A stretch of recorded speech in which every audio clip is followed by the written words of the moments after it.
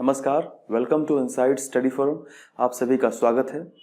तो आज की इस क्लास में हम लोग बात करने वाले हैं सूक्ष्म जीवों की दुनिया, और ये आपका डीएलएड थर्ड सेमेस्टर का साइंस का क्लास रहेगा। और इसमें सूक्ष्म जीवों की दुनिया में हम लोगों ने 3 पार्ट्स पहले ही पढ़ लिए हैं और पूरा विस्तार से हमने उन 3 पार्ट्स में जीवाणुओं के बारे में स्टडी किया है। और अगर आप लोगों ने उसको नहीं देखा है तो आप लोग पहले उसको देखिएगा ताकि आपको बेसिक जो बातें हैं वो समझ में आए। जैसे माइक्रो ऑर्गेनिज्म क्या होते हैं, किस तरीके से कौन कौन से वैज्ञानिकों ने, लुईस पास्चर ने, रॉबर्ट कोच ने किस तरीके से अलग अलग जीवाणुओं के बारे में बताया था, और कुछ बेसिक सी बातें हैं जो जानना बहुत ज़रूरी है। ठीक है, तो आप लोग पहले ज़रूर उन पार्ट्स को देखिएगा, 3 पार्ट्स को, और उनकी लिंक आपको नीचे मैं डिस्क्रिप्शन बॉक्स में दे दूंगा, वहाँ से उसको आप देख सकते हैं।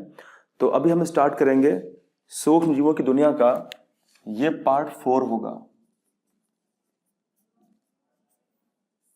और इस पार्ट 4 में हम लोग बात करने वाले हैं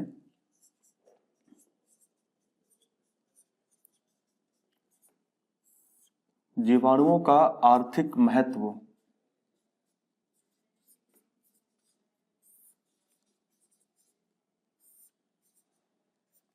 यानी जीवों का आर्थिक महत्व क्या होता है, यानी इकोनॉमिक इंपॉर्टेंस ऑफ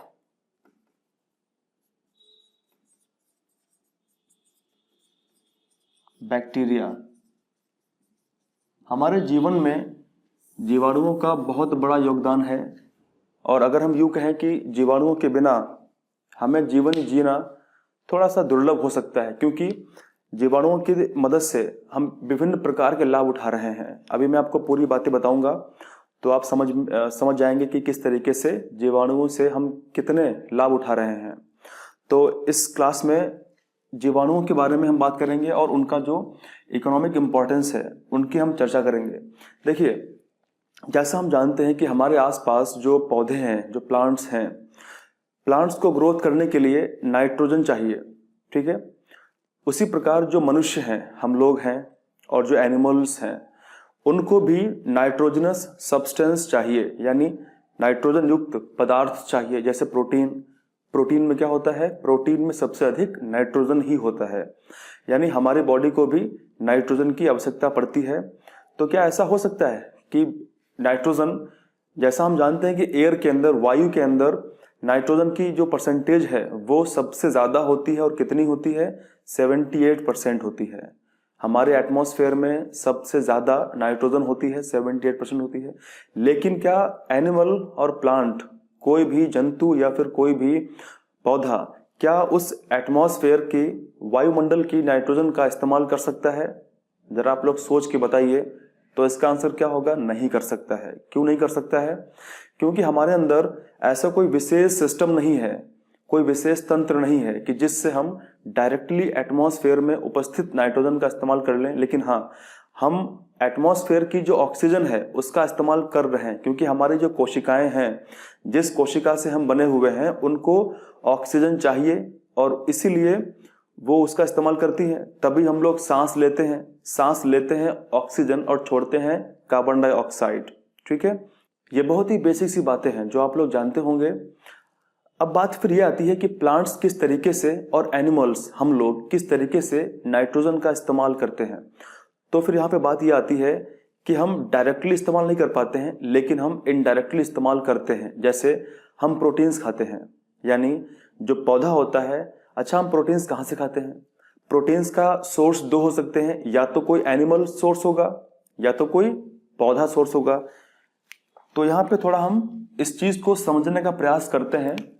देखिए, हमको प्रोटीन चाहिए, ठीक है, और प्रोटीन के अंदर नाइट्रोजन होता है। क्या होता है?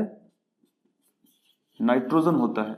और इंसान को नाइट्रोजन चाहिए क्योंकि उसका जो डीएनए होता है उसके अंदर न्यूक्लिक एसिड होते हैं। डीएनए क्या है? एक प्रकार का न्यूक्लिक अम्ल होता है, तो उसके अंदर भी नाइट्रोजनस बेस होते हैं। तो हमारा जो केमिकल स्ट्रक्चर की बात करें हम, कि केमिकली हमारी बॉडी क्या है, केमिकल है, पूरा एक केमिकली ग्रुप है पूरा हमारी बॉडी। तो उसके अंदर भी नाइट्रोजन की आवश्यकता पड़ती है, नाइट्रोजनस बेस होते हैं हमारे डीएनए के अंदर।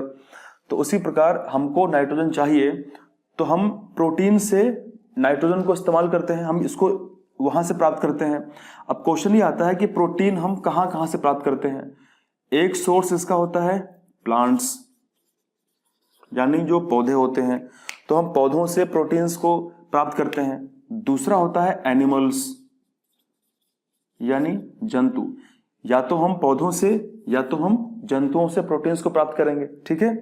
अब क्वेश्चन ये आता है कि सपोज प्लांट्स के अंदर ये नाइट्रोजन जो है वो कहां से आती है, प्लांट्स के अंदर ये प्रोटीन कैसे बनता है। तो जाहिर सी बात है कि प्लांट्स को ग्रोथ करने के लिए, प्लांट्स को उगने के लिए, ग्रोथ करने के लिए क्या चाहिए, नाइट्रोजन चाहिए। और हमारे एटमॉस्फेयर में, हमारे वायुमंडल में 78% नाइट्रोजन व्याप्त है। लेकिन कोई भी पौधा, प्लांट या कोई भी एनिमल्स, जंतु, वो डायरेक्टली इस नाइट्रोजन का इस्तेमाल नहीं कर पाता है। तो फिर करता क्या है, अब देखिए होता यह है कि कभी कभी बिजली जब कड़कती है, बिजली जब पड़ती है, और आप लोग ये बेसिक बात जानते होंगे कि जब बिजली कड़कती है आसमान में, वहां पे चार्ज पार्टिकल्स होते हैं और उन चार्ज पार्टिकल्स के द्वारा, आवेशित कणों के द्वारा बिजली उत्पन्न होती है। तो पहले क्या आता है, क्या पहले साउंड आता है, ध्वनि आती है, यानी जो अजीब सा भयंकर डरावना जो गड़गड़ाहट है वो आती है, या फिर पहले हमको बिजली दिखाई देती है।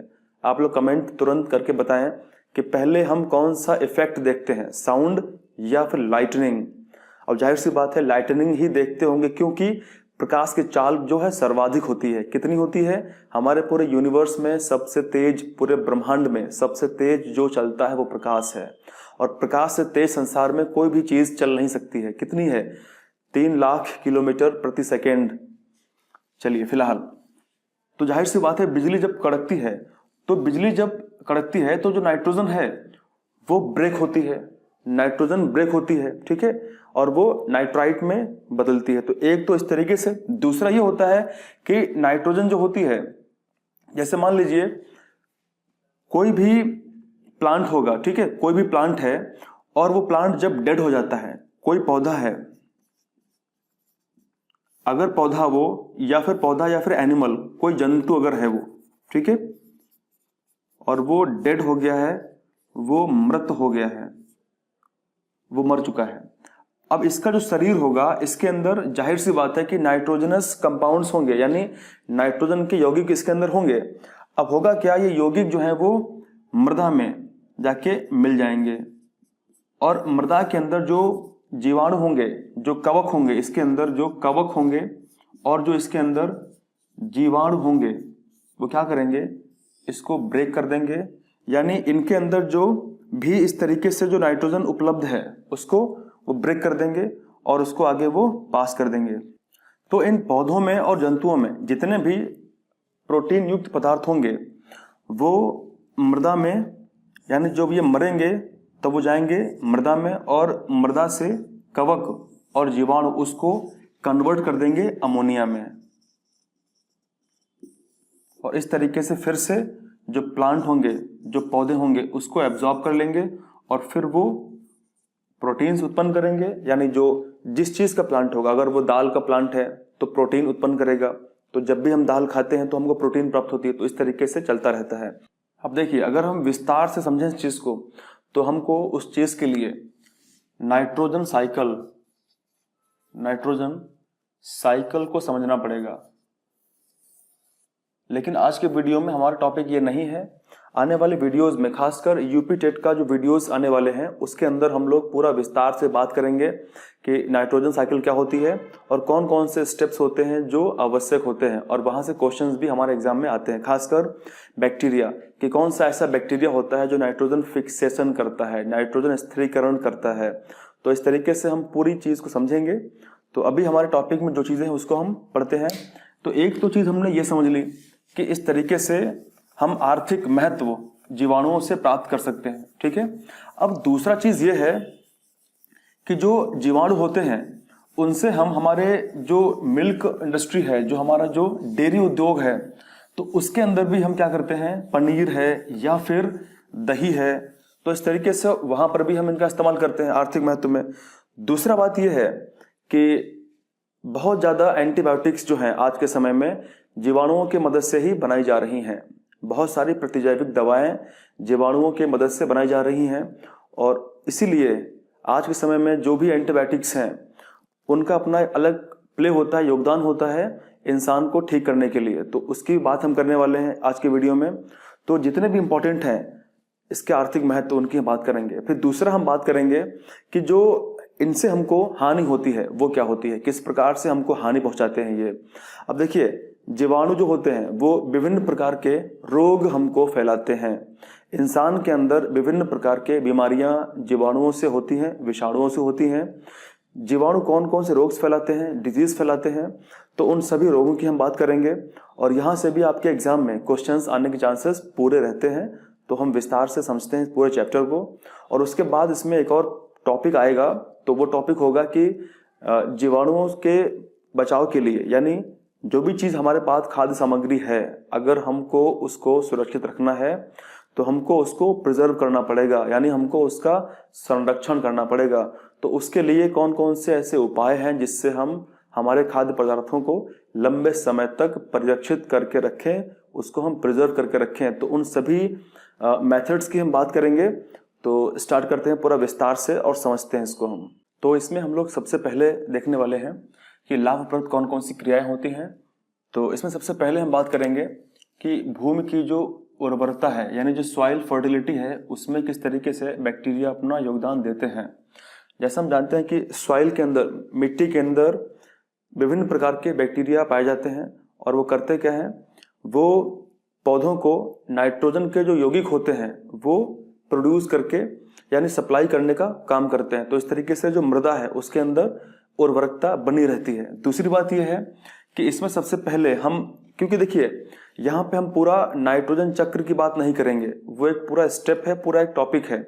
यहाँ पे उसी के हम थोड़े से कुछ पार्ट्स को लेंगे और वहाँ पे डिस्कस करेंगे कि किस तरीके से हमको लाभ मिलता है। ठीक है, जैसे मान लीजिए, तो सबसे पहले हम बात करेंगे अमोनीकरण। इसका मतलब क्या है कि अमोनीकरण का मतलब क्या है कि अमोनिया में कन्वर्ट करना, अमोनिया में बदलना। तो जीवाणु जो होते हैं, जीवाणु मृदा में उपस्थित होते हैं और प्रोटीन युक्त पदार्थों को अमोनिया में परिवर्तित कर देते हैं। अब जैसे सपोज अगर इसको हम थोड़ा समझें फ्लो चार्ट के माध्यम से, तो हम ये समझ सकते हैं कि पौधे और जंतु,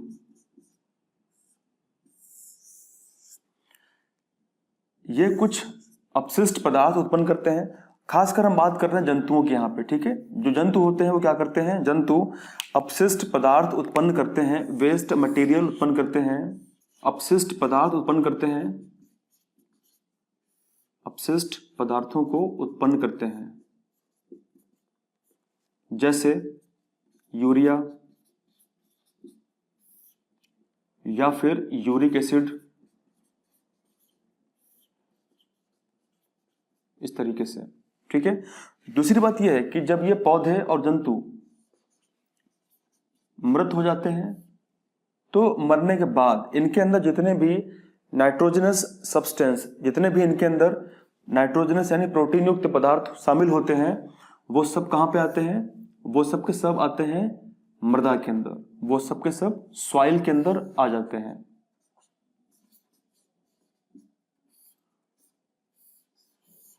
और जैसे ही ये मृदा में आते हैं तो मृदा के अंदर कुछ जीवाणु होते हैं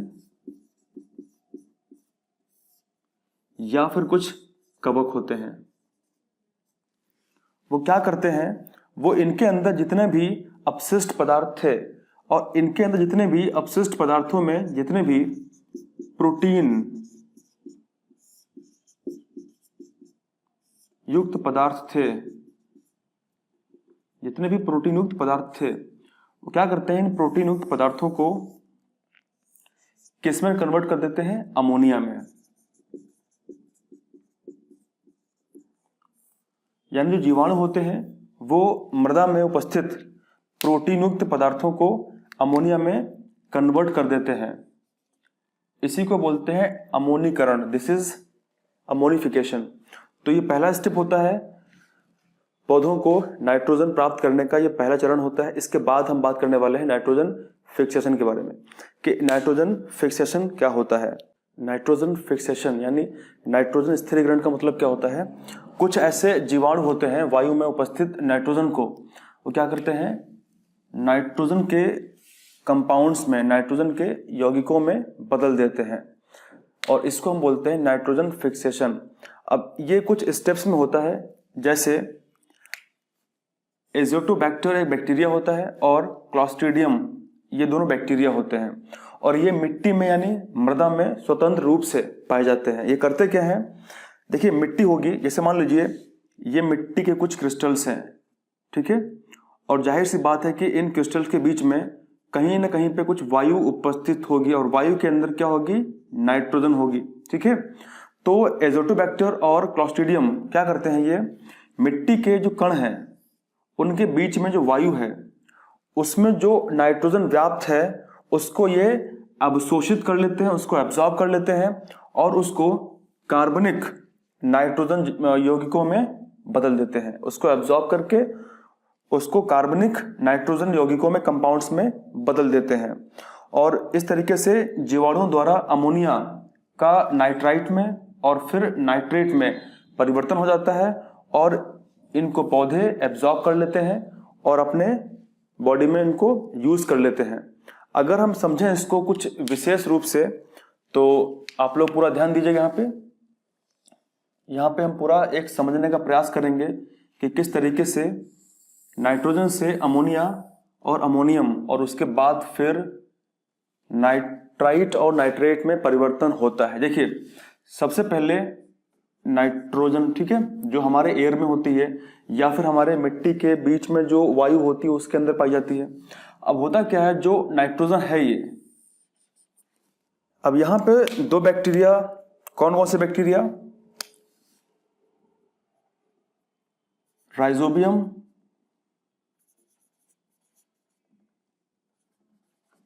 और डाइएज़ोट्रॉप,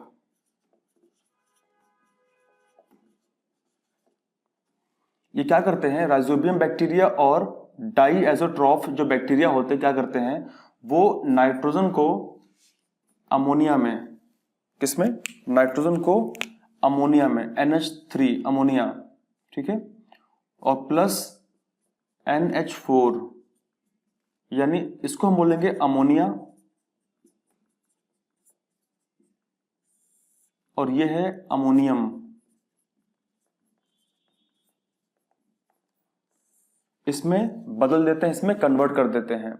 तो ये तो हो गया पहला स्टेप। अब यहाँ पे आपने क्या देखा कि जो नाइट्रोजन है वो राइजोबियम बैक्टीरिया और डाइएज़ोट्रॉफ बैक्टीरिया द्वारा अमोनिया में और अमोनियम में बदल रही है।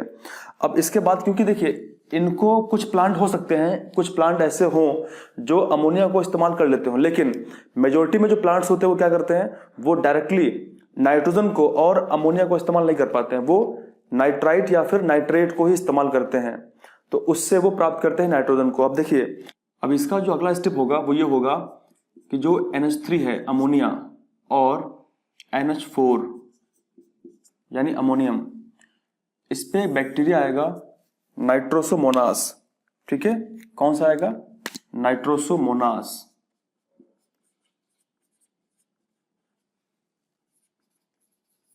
नाइट्रोसोमोनास बैक्टीरिया क्या करेगा, इसको कन्वर्ट कर देगा NO2, और उसके बाद में इसके ऊपर एक बैक्टीरिया आएगा नाइट्रोबैक्टर।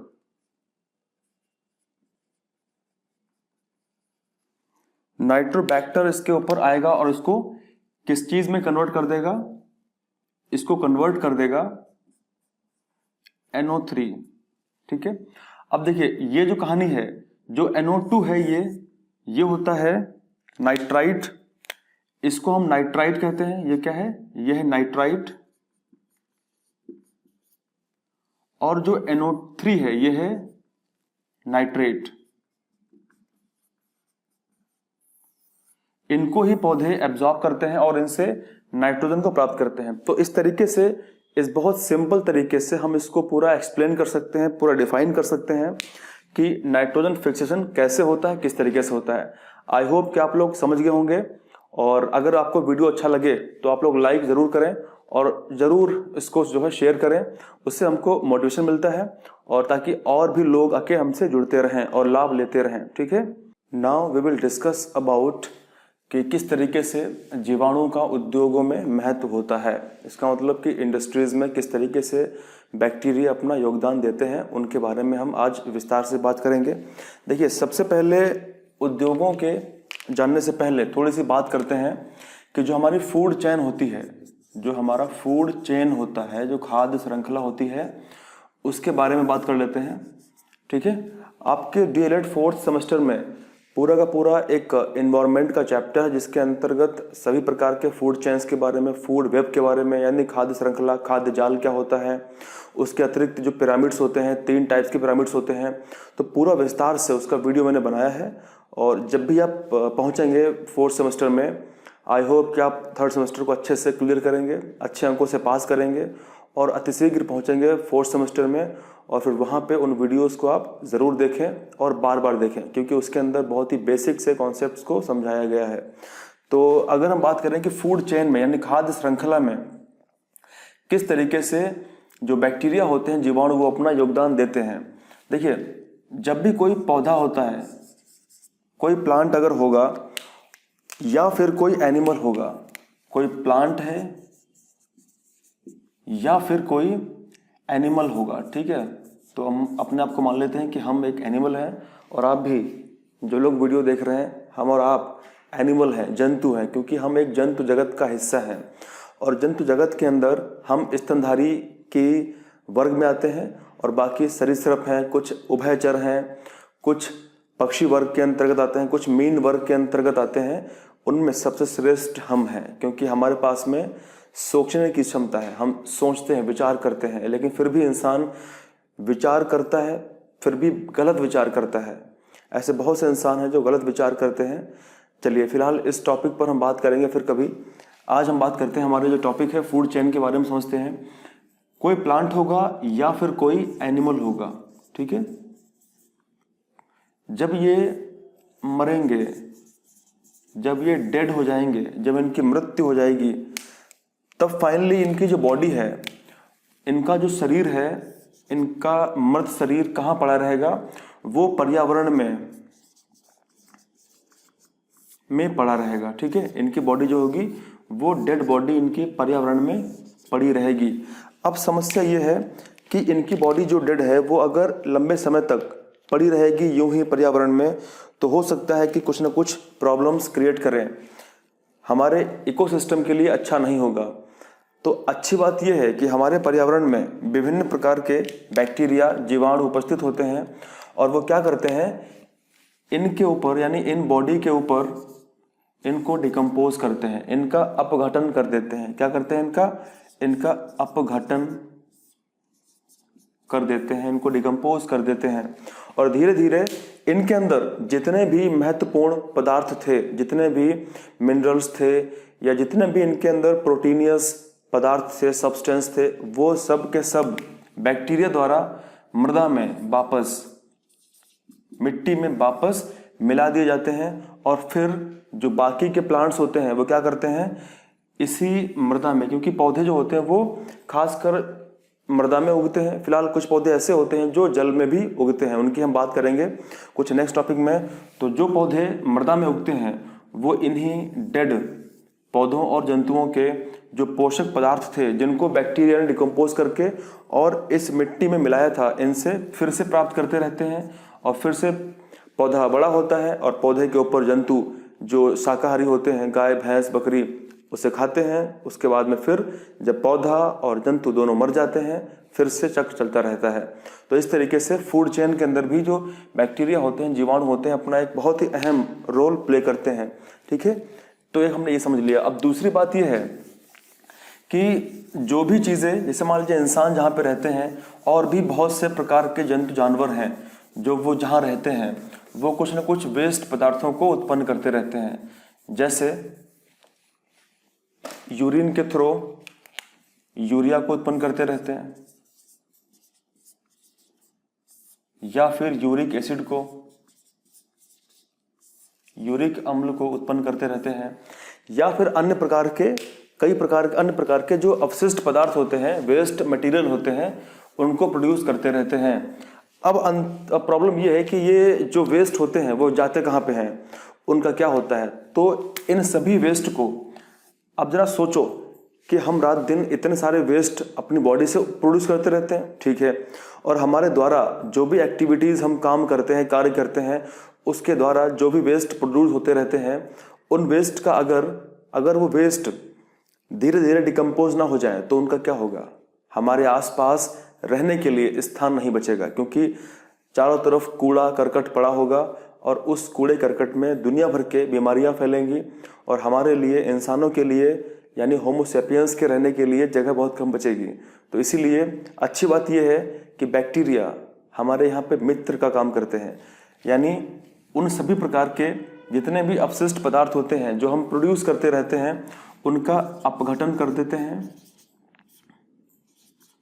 यानी उनको कॉम्प्लेक्स से, उनको जटिल से सरल करके और धीरे धीरे गायब कर देते हैं। तो इस तरीके से बैक्टीरिया हमारे मित्र भी हैं। तो फिलहाल आगे हम बात करेंगे कि किस तरीके से बैक्टीरिया हमारे मित्र हैं, और उस पर मैं कुछ शॉर्ट और लॉन्ग क्वेश्चंस भी आपको करने को दूंगा, आप लोग ज़रूर करेंगे, ठीक है। तो अभी हम लोगों ने खाद्य श्रृंखला के बारे में बात करी,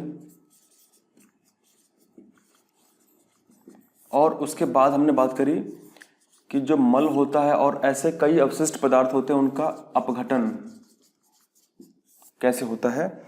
अब हम बात करने वाले हैं जीवाणुओं का उद्योगों में, इंडस्ट्रीज में क्या महत्व होता है। बहुत ज़्यादा महत्व होता है और उसमें से थोड़ी सी चर्चा हम करेंगे।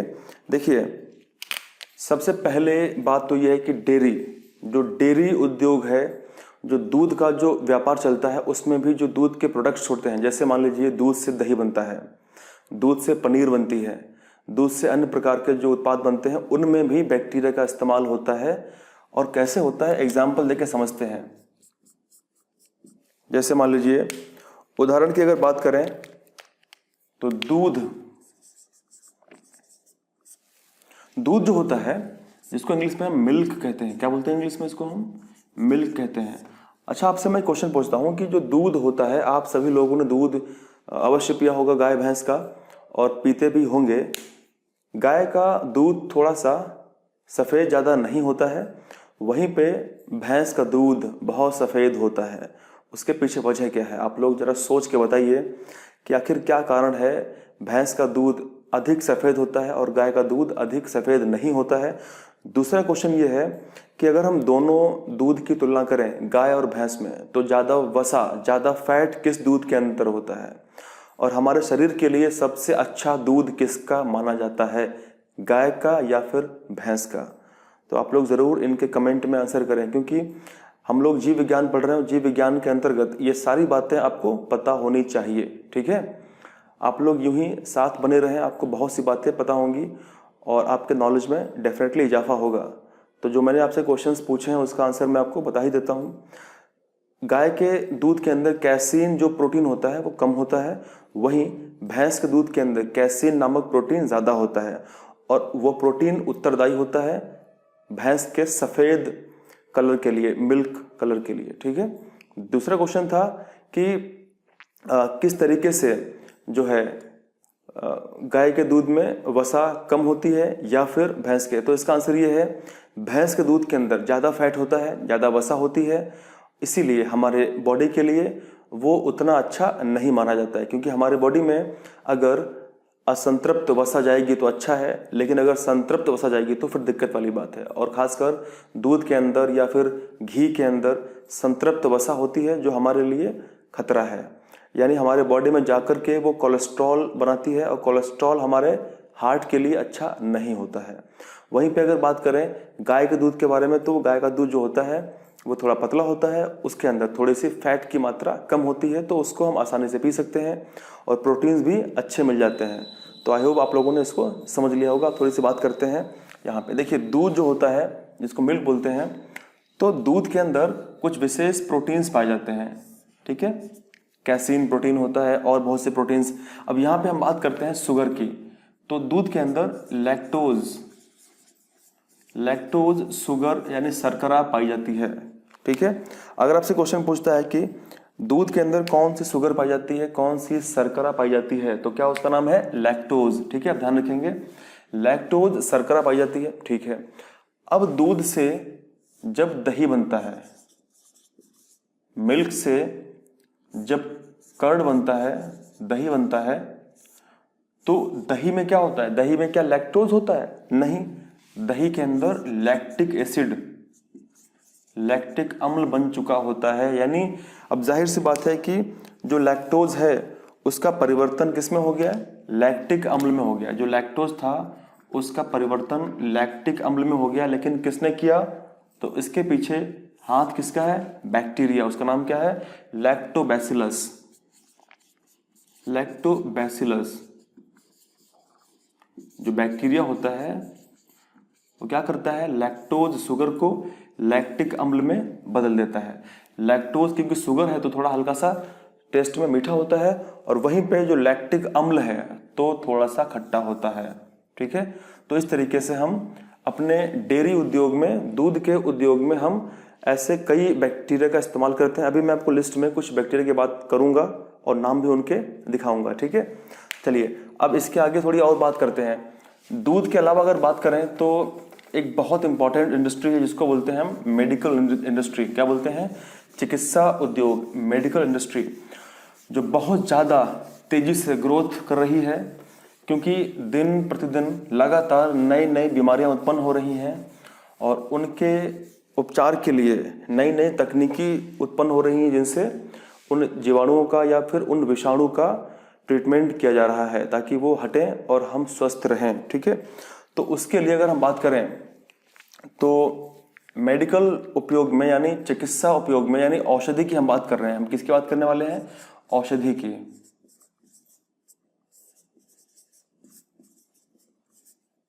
तो औषधियों में किस तरीके से बैक्टीरिया का उपयोग होता है? देखिए, जो एंटीबायोटिक्स मेडिसिन होती हैं, कौन सी? एंटीबायोटिक, जिसको हिंदी में कहते हैं प्रतिजैविक।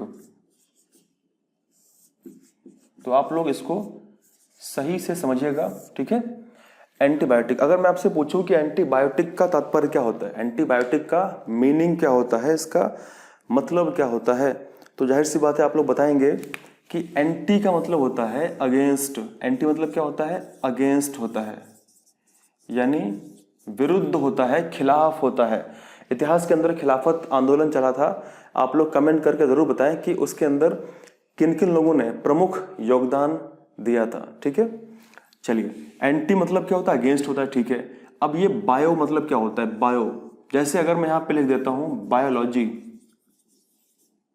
इसका मतलब क्या होता है? तो आप लोग बोलेंगे जीव विज्ञान होता है। अब जाहिर सी बात है यहाँ पे वर्ड बायो है और यहाँ पर भी क्या है? बायो है। इसका मतलब दोनों का अर्थ सेम होगा ना। तो बायो मतलब होता है जीव। क्या होता है? जीव, यानी जो चीज लिविंग होती है उसको हम बोलते हैं बायो। ठीक है, बायो। अब क्योंकि यहाँ पे लॉजी लगा हुआ है तो इसका मतलब क्या होगा? लॉजी मतलब क्या होता है? स्टडी होता है, यानी अध्ययन होता है। तो यहाँ पे किस चीज की स्टडी होगी? लिविंग थिंग्स की, जो जीवित जीव हैं, जो जीव हैं उनकी स्टडी होगी, तो उसको बोलेंगे जीव विज्ञान। ठीक है, अब यहाँ पे बायोटिक है, तो बायोटिक का तात्पर्य क्या है? कि एंटी अगेंस्ट, और बायो मतलब जो जीवित है, तो जीवित के अगेंस्ट। अब यहाँ पे जीवित कौन है? जीवित हम भी हैं, और जीवित हमारे अंदर जो बैक्टीरिया है, ठीक है, वो भी जीवित है। तो किसके अगेंस्ट? ये जो दवाइयां होती हैं, औषधियां होती हैं, एंटीबायोटिक्स, ये किसके विरुद्ध काम करती हैं? तो जाहिर सी बात है अगेंस्ट जीवित, यानी लाइफ। लेकिन किसकी लाइफ के अगेंस्ट? तो बैक्टीरिया। एंटीबायोटिक्स दवाइयां जो होती हैं वो बैक्टीरिया के, जीवाणुओं के विरुद्ध कार्य करती हैं और जीवाणुओं को नष्ट करने का काम करती हैं और हमको रोगों से मुक्त करने का काम करती हैं। ठीक है, ऐसी बहुत सारी एंटीबायोटिक्स दवाइयां हैं जो बनाई जा चुकी हैं, जो जीवाणुओं से बनाई जा चुकी हैं। जैसे कुछ के नाम में अगर मैं आपको बताऊं, टीबी के इलाज के लिए एक दवाई, इसका नाम है स्ट्रेप्टोमाइसिन। क्या है? स्ट्रेप्टोमाइसिन। ये भी एक बैक्टीरिया से बनाई जाती है। उसी प्रकार अगर हम बात करें एरिथ्रोमाइसिन और कई प्रकार के और भी कई टेट्रासाइक्लिन कई दवाइयां हैं, जो अभी मैं आपको उनके लिस्ट नाम कुछ लिखूंगा ताकि हम उनके नाम भी कुछ दो चार ध्यान रखें। ठीक है, तो इस तरीके से बनता है। अब यहाँ पे आप एक बात ध्यान रखेंगे कि जो एंटीबायोटिक दवाइयाँ होती हैं वो किसके अगेंस्ट काम करती हैं? बैक्टीरिया। ठीक है, अब यहाँ पे ध्यान रखेंगे वायरस जो होता है, विषाणु, वायरस का मतलब होता है विष, क्या होता है? पॉइजन, जहर। वायरस मतलब जहर होता है। तो एंटीबायोटिक मेडिसिन्स वायरस के अगेंस्ट काम नहीं करती हैं, ये काम करती किसके अगेंस्ट है? बैक्टीरिया। यानी अगर किसी व्यक्ति को HIV हो जाएगा या फिर कोविड-19 यानी जो कोरोना वायरस है, अगर वो इन्फेक्ट करेगा या फिर इबोला करेगा या जीका करेगा या डेंगू करेगा या चिकनगुनिया करेगा या ऐसे कई सारे विषाणु से उत्पन्न होने वाले रोग जो हो जाएंगे, तो उस केस में कभी भी एंटीबायोटिक मेडिसिन्स काम नहीं करती हैं। लेकिन हाँ, अगर किसी को टीबी हो गया है या टाइफाइड हो गया है या कॉलेरा हो गया है या टिटनेस हो गया है या लेप्रोसी हो गया है या निमोनिया हो गया है, तो इस केस में क्या होगा? ये दवाइयाँ काम करती हैं। ठीक है, तो आई होप आप समझ गए होंगे कि इसका मेन मीनिंग क्या होता है। तो इस तरीके से हम औषधियों के भी उपयोग में इन जीवाणुओं को लेके आते हैं। तो ये थे हमारे इंडस्ट्रियल उपयोग। अब थोड़ी सी बात करेंगे हम कि कौन कौन सी वो मेडिसिन्स हैं, दवाइयाँ हैं जिनके उपयोग में जीवाणुओं को हम लेके आते हैं, उसको समझेंगे हम। तो इस श्रृंखला में सबसे पहले हम बात करने वाले हैं कि किस तरीके से मिल्क प्रोडक्ट में, यानी अब यहाँ पे थोड़ी सी हेडिंग में डाल देता हूँ, माइक्रोबायोलॉजी ऑफ मिल्क प्रोडक्ट्स, यानी जो दूध के प्रोडक्ट्स होते हैं, उत्पाद होते हैं, उनकी माइक्रोबायोलॉजी क्या है, यानी उनमें कौन कौन से जीवाणु शामिल होते हैं उनके उद्योग में। तो सबसे पहले बात करते हैं बटर मिल्क। बटर मिल्क जो होता है उसके निर्माण के लिए हम किस बैक्टीरिया का इस्तेमाल करते हैं? लैक्टोबैसिलस बल्गेरिकस, इसका इस्तेमाल करते हैं। वहीं पे अगर बात करें दही के निर्माण में, तो दही के लिए हम स्ट्रेप्टोकोकस लैक्टिस या फिर हम लैक्टोबैसिलस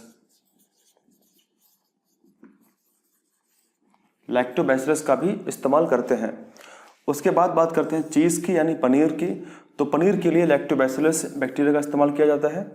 उसके बाद ये हमने बात करी है कि दूध के उत्पाद कौन कौन से होते हैं और उनमें कौन कौन से जीवाणुओं का योगदान होता है। ठीक है, तो अब हम बात करने वाले हैं कि इसके अलावा जीवाणु तथा औद्योगिक पदार्थ, यानी जो औद्योगिक पदार्थ होते हैं, जैसे मान लीजिए एसिटिक एसिड हो गया या फिर लैक्टिक अम्ल हो गया, तो इनके निर्माण के लिए कौन कौन से बैक्टीरिया शामिल होते हैं। तो यहाँ पे हम देखते हैं लैक्टिक अम्ल को। तो लैक्टिक जो अम्ल होता है उसके लिए लैक्टोबैसिलस, कौन सा? लैक्टोबैसिलस डेल्ब्रिकी, इसका इस्तेमाल होता है। तो इस बैक्टीरिया से हम लैक्टिक अम्ल प्राप्त करते हैं इंडस्ट्रियल, औद्योगिक रूप से औद्योगिक उपयोग करने के लिए। वहीं पे अगर बात करें इंसुलिन तथा इंटरफेरॉन, इंसुलिन और इंटरफेरॉन की अगर बात करें तो एक प्रकार के हार्मोन्स होते हैं। ये कैसे प्राप्त होते हैं? तो ई कोलाई बैक्टीरिया होता है जिसका पूरा नाम है एस्केरिशिया कोलाई। क्या है? एस्केरिशिया कोलाई। और ई कोलाई बैक्टीरिया के रिकॉम्बिनेंट DNA तकनीक की मदद से इसकी जो वैरायटीज़ होती हैं उनसे हम प्राप्त करते हैं। यानी कई सारी वैरायटीज़ हो सकती हैं रिकॉम्बिनेंट DNA तकनीक के द्वारा जो हम प्राप्त करते हैं ई कोलाई बैक्टीरिया की वैरायटीज़, तो हम उनसे भी प्राप्त करते हैं। तो ये हमने कुछ बात करें इंडस्ट्रियल के बारे में। अब इसके बाद थोड़ी सी बात करते हैं कि किस तरीके से जो बैक्टीरिया होते हैं वो हमको हानि पहुंचाते हैं और किस तरीके से हमको उनसे बचना चाहिए। जीवाणुओं के कौन कौन से हानिकारक क्रियाएं होती हैं उनके बारे में जानते हैं। देखिए, सबसे पहले इसमें हम बात करने वाले हैं जो हमारे घरों में अक्सर हमने देखा होगा और हर व्यक्ति ने उससे कभी न कभी सामना किया होगा। मैं बात कर रहा हूँ कि आप लोगों के घर में और हमारे घर में जो फूड रखा होता है, भोजन रखा होता है, अगर वो भोजन 2-4 दिन तक रखा रहे तो क्या होगा? जाहिर सी बात है उसके अंदर कुछ न कुछ इन्फेक्शन हो जाएगा, वो ख़राब हो जाएगा। और जैसे ही वो ख़राब हो जाएगा तो ख़राब कैसे होगा, ख़राब क्यों होगा? क्वेश्चन ये आता है कि ख़राब कैसे होता है भाई, आखिरकार उसमें ऐसा क्या मिल जाता है कि वो ख़राब हो जाता है? तो इसका आंसर ये है कि हमारे एयर में, हमारे एटमॉस्फेयर में विभिन्न प्रकार के जीवाणु होते हैं जो खुले स्थान पर रहते हैं और जैसे ही कोई खाद्य पदार्थ खुला उनको मिलता है वो जाते हैं वहाँ पे और ग्रोथ करना शुरू कर देते हैं। और उनको ग्रोथ करने के लिए जो पर्याप्त मात्रा में टेम्परेचर होता है वो रिक्वायर्ड होता है, और वो होता ही है हमारे रूम टेम्परेचर पे। तो वो आसानी से ग्रोथ करते हैं, और ग्रोथ करने के बाद में उसको स्पॉइल कर देते हैं, ख़राब कर देते हैं। तो इसका मतलब ये है कि जीवाणुओं से हमको इस प्रकार से भी हानि होती है। इसका मतलब क्या है? स्पॉइलेज ऑफ फूड, यानी हमारे भोजन का खराब हो जाना। और वो कैसे होता है? वो करते हैं बैक्टीरिया। अब इसके लिए होता क्या है? जैसे ही कोई बैक्टीरिया यानी जीवाणु हमारे फूड को, हमारे भोजन को स्पॉइल करता है। क्या करता है? स्पॉइल करता है, खराब करता है। और उसके बाद में उसके अंदर कुछ टॉक्सिक सब्सटेंस, कुछ जहरीले पदार्थ बनना शुरू हो जाते हैं। कुछ उसके अंदर टॉक्सिक यानी जहरीले, और सब्सटेंस का मतलब क्या होता है? पदार्थ बनना शुरू हो जाते हैं। और वो पदार्थ जो हैं वो फूड पॉइजनिंग को उत्पन्न कर सकते हैं। किसको? Food poisoning. इसको हिंदी में हम कहते हैं कि खाद्य विषाक्तता, यानी जो भोजन होता है उसके अंदर विष का उत्पन्न हो जाना। और यदि ऐसे भोजन को कोई सेवन करता है, कोई खाता है, तो उसको भी इन्फेक्शन हो जाता है, और कुछ केसेस में उसकी जान भी जा सकती है। तो कभी भी ऐसे रखे हुए भोजन को ना खाएं जो खराब हो चुका है। आपको उसकी पहचान कैसे होगी? जब आप उसको स्मेल करेंगे तो आपको उसमें दुर्गंध आएगी। दूसरी बात, आप जब टेस्ट करेंगे तो उसके अंदर टेस्ट आपका बिल्कुल खराब हो जाएगा। तो ये कुछ सिम्टम्स होते हैं अगर कोई चीज़ खराब हो रही है। अगर किसी चीज़ के ऊपर कवक का ग्रोथ हो रहा है, फंगस का, यानी जो फफूंद होती है वो ग्रोथ कर रही है, तो आपको इजीली दिखाई देगा, क्योंकि फंगस जो होती है वो दिखाई देती है, लेकिन जो बैक्टीरिया होते हैं वो दिखाई नहीं देते हैं। ठीक है, फफूंद अगर जमेगी तो वाइट से स्पोर उसके ऊपर जम जाएंगे, तो आप इजीली उसको आइडेंटिफाई कर पाएंगे। तो इस तरीके से हमारे भोजन को ये खराब करते हैं। और इसके बाद अगर हम बात करें कि इसके अलावा और कौन कौन से चीज़ों को ये वेस्ट करते हैं, खराब करते हैं, और हमें किस तरीके से ये जो है नुकसान पहुंचाते हैं। ठीक है, तो इसकी बात हम बिल्कुल अभी करने वाले हैं। एक छोटी सी बात छूट रही थी, उसको भी डिस्कस कर लेते हैं। जैसे कौन कौन से बैक्टीरिया ऐसे होते हैं जो फूड के स्पॉइलेज में योगदान देते हैं, यानी भोजन को खराब करने में योगदान देते हैं। तो उनके नाम आप लोग अगर चाहें ध्यान रख सकते हैं। जैसे कौन कौन से हैं? जैसे स्टेफिलोकोकस,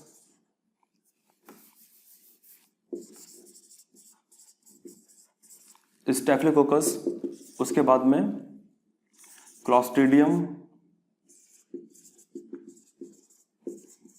बोटुलिनम, या फिर माइक्रोकोकस। तो इस टाइप के जो बैक्टीरिया होते हैं, ठीक है, वो फूड को, भोजन को स्पॉइल करने में हेल्प करते हैं, और इन बैक्टीरिया से फूड पॉइजनिंग का खतरा भी रहता है। तो ये छूट रहा था, तो इसको भी हमने पूरा कर लिया है। देखिए, सबसे पहले फूड की बात हमने कर ली है। अब हम बात करते हैं, कुछ ऐसे बैक्टीरिया होते हैं जो हमको डायरेक्टली नहीं लेकिन इनडायरेक्टली नुकसान पहुंचाते रहते हैं। इनडायरेक्टली कैसे? जैसे कुछ ऐसे बैक्टीरिया होते हैं जो डीनाइट्रीफाइंग बैक्टीरिया होते हैं। कैसे होते हैं बैक्टीरिया? कुछ ऐसे बैक्टीरिया होते हैं जो डीनाइट्रीफाइंग बैक्टीरिया होते हैं। इसका मतलब क्या होता है कि जो सॉइल के अंदर, यानी जो मृदा के अंदर नाइट्रेट पाई जाती है, जो मिट्टी के अंदर नाइट्रेट पाई जाती है, वो क्या करते हैं, उस नाइट्रेट को फिर से गैसियस नाइट्रोजन में, फिर से उसको गैसियस नाइट्रोजन में, जो नाइट्रोजन हमारे एटमॉस्फेयर में 78% होती है, उसमें उसको फिर से कन्वर्ट कर देते हैं। ठीक है, और इस तरीके से नाइट्रोजन का जो साइकिल चलता रहता है। लेकिन मिट्टी के अंदर जो नाइट्रेट है, क्योंकि जो प्लांट होते हैं वो नाइट्रेट को ही यूज में लेके आते हैं, तो नाइट्रेट अगर कम हो जाएगा तो प्लांट्स को कमी होगी नाइट्रोजन की, और फिर से गैसियस नाइट्रोजन एटमॉस्फेयर में जाती रहती है। इस तरीके से नाइट्रोजन का चक्र चलता रहता है। तो इससे भी हमको ना कि डायरेक्टली परंतु इनडायरेक्टली फर्क थोड़ा पड़ता है। ठीक है, चलिए अब इसके बाद में हम एक और बात समझते हैं, बहुत ही अच्छी तरीके से उसको जानते हैं, समझते हैं कि किस तरीके से हमको बैक्टीरिया जो है नुकसान पहुंचाते हैं। अब देखिए इसके अलावा अगर बात करें तो कुछ बैक्टीरिया ऐसे होते हैं जो हमको डिजीज करते हैं, यानी मनुष्यों में यानी एनिमल्स में और प्लांट्स के अंदर, यानी जंतुओं में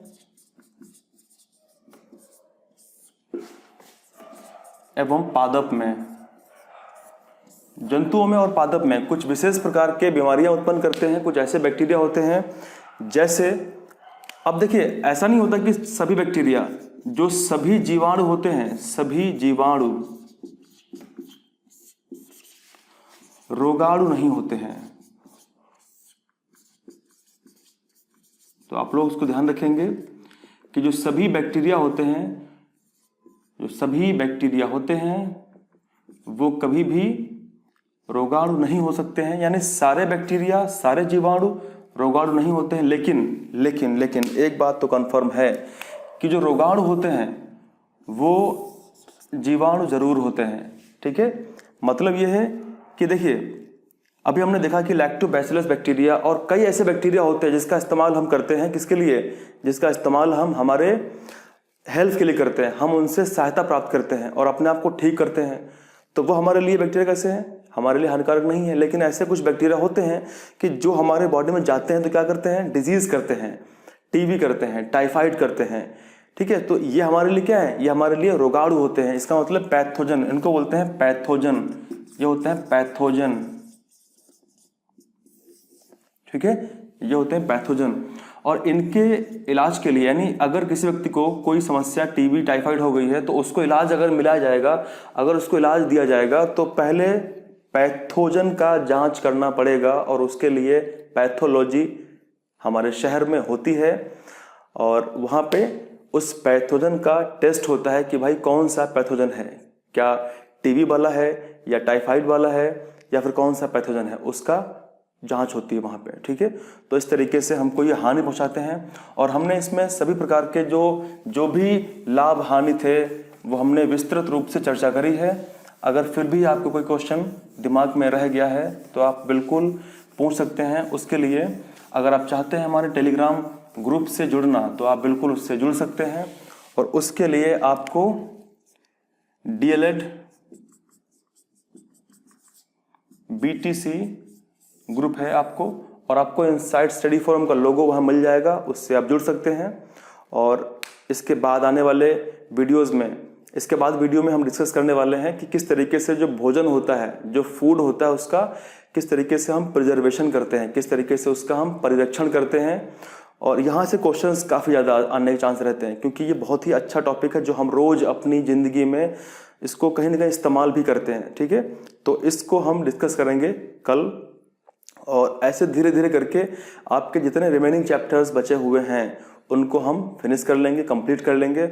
और आपको बीच बीच में कुछ MCQ प्रैक्टिस क्वेश्चंस के लिए मिलते रहेंगे और फिर आपको बाद में पेपर से पहले कुछ मॉडल पेपर्स मैं ज़रूर बनाऊंगा ताकि आपको मैक्सिमम हेल्प वहाँ से मिल सके और आप अच्छे अंकों से पास हो सकें। ठीक है, क्योंकि अंततः आप सभी को टीचर बनना है और अपने पेरेंट्स का सपना साकार करना है और अपना भविष्य आपको उज्जवल करना ही करना है। और एक शिक्षक के पास तो बहुत सी जिम्मेदारियां होती हैं क्योंकि शिक्षक जो होता है वो सिर्फ अपना भविष्य नहीं बनाता है, वो आने वाले जनरेशन्स का भविष्य बनाता है। ठीक है, तो आप सभी लोगों को इस श्लोक तो पता ही होगा, क्या है कि गुरुर ब्रह्मा गुरुर विष्णु गुरुर देवो महेश्वर गुरुर साक्षात परम ब्रह्म तस्मै श्री गुरुवे नमः। तो गुरु की जो महिमा है, गुरु का जो रिस्पेक्ट है वो बहुत बड़ा है। ठीक है, तो इसी के साथ में एक आपको मैं बहुत ही ब्यूटीफुल श्लोक सुनाता हूँ, उसके बाद फिर हम विदा लेते हैं और मिलते हैं कल के वीडियो में और डिस्कस करते हैं इसके आगे। एक बहुत ही फेमस श्लोक है गीता का, कर्मण्येवाधिकार रस्ते माँ फलेषु कदाचन माँ कर्म फल हेतुर्भु माते संगोस्त्व कर्मणि। इसका मतलब क्या है, कर्म करते रहो, फल मिलेगा। अगर कर्म नहीं करोगे तो गारंटी है कि फल नहीं मिलने वाला है। कर्म जैसा करोगे वैसा फल मिलेगा। अगर थोड़ा पढ़ाई करोगे तो वैसा रिजल्ट आएगा, बिल्कुल पढ़ाई नहीं करोगे तो वैसा रिजल्ट आएगा। या पेपर जब होने को होगा जैसा बहुत से विद्यार्थी करते हैं डीएलएड में खासकर, कि साल भर तो मस्ती करते हैं, पेपर जब होने को होगा तब वहाँ पे फिर थोड़ा 10 दिन 15 दिन पढ़ाई करते हैं, तो वैसा रिजल्ट मिलेगा। अगर आप साल भर एक्टिव रहेंगे तो फिर फाइनली टॉप कर जाएंगे, है ना। तो टॉप कर जाएंगे तो फिर दिक्कत हो जाएगी। तो इसीलिए पढ़ाई करते रहें, ठीक है। फल की चिंता मत करें कि फल मिलेगा नहीं मिलेगा, कर्म करेंगे तो फल अवश्य मिलेगा। अगर कर्म नहीं करेंगे तो गारंटी है फल नहीं मिलने वाला है, ठीक है। Thank you very much, thank you, जय हिंद।